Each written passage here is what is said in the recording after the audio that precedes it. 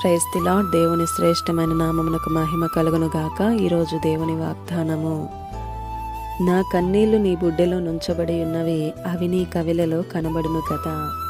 56వ కీర్తన 8వ చరణము. ఈ ఉదయకాల సమయంలో నమ్మదగిన దేవుడే మనందరితో మాట్లాడుతున్నాడు. ఇక్కడ భక్తుడైన దావీదు దేవునితో అంటున్నాడు, నా కన్నీళ్లు నీ బుడ్డెలో నుంచబడి ఉన్నవి, అవి నీ కవిలల్లో కనబడును కదా అని. మనకు ఎంతో వేదన, బాధ, చెయ్యని నేరాలు కూడా మన మీద వేసినప్పుడు తప్పక కన్నీరు వస్తుంది. ఇక్కడ దావీదు దేవునికి కన్నీటి ప్రార్థన చేస్తున్నాడు. నా శత్రువులు నా చుట్టూనే ఉన్నారు, నాకు హాని చేయాలన్న తలంపులే వారికి, కానీ నా పక్షాన నీవున్నావని గ్రహించలేకున్నారు. నేను నీ యందు నమ్మిక ఉంచాను అని. నిజంగా ప్రియ సహోదరుడా, సహోదరి, కన్నీటి ప్రార్థన చాలా విలువైనది.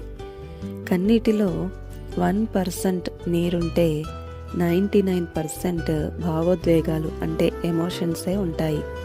మన కన్నీరు వారి ముందు, వీరి ముందు కారిస్తే వ్యర్థమే. మన ముందు సానుభూతి, వెనుక నవ్వుతారు. అప్పుడు మన కన్నీరు హేళనగా మార్చబడుతుంది. మన కన్నీటికి విలువ ఎక్కడుంది అంటే యేసయ్య దగ్గరే. నీకు ఏ బాధ వచ్చినా, ఏ కష్టం వచ్చినా, ఏ పరిస్థితుల్లో నీవున్నా, ఆయన పాదాల దగ్గర కన్నీరు విడిస్తే వెంటనే నీకు జవాబు వస్తుంది. ఒక్క మాట, మనం కార్చే కన్నీరు ఆయన సింహాసనాన్నే కదిలిస్తుంది. హన్నా కన్నీటి ప్రార్థన చేసింది దేవుని సన్నిధిలో గర్భఫలము కోసం.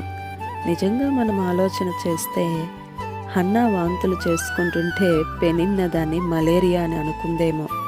దేవుడు హన్నా ప్రార్థన ఆలకించాడని, కన్నీటిని దాచాడని గుర్తించలేకపోయింది పెనిన్న. దేవుడు మీ ఎదుటనున్న వారిని గందరగోళానికి గురిచేసి మీ ఆశీర్వాదాలు వచ్చే వరకు వాళ్ళను అనుమానంలో ఉంచుతాడు. ఆమేన్. భయపడకు, ప్రార్థించు. నీ దేవుడు నీకు తోడుగా ఉన్నాడు. ధైర్యంగా ఉండు.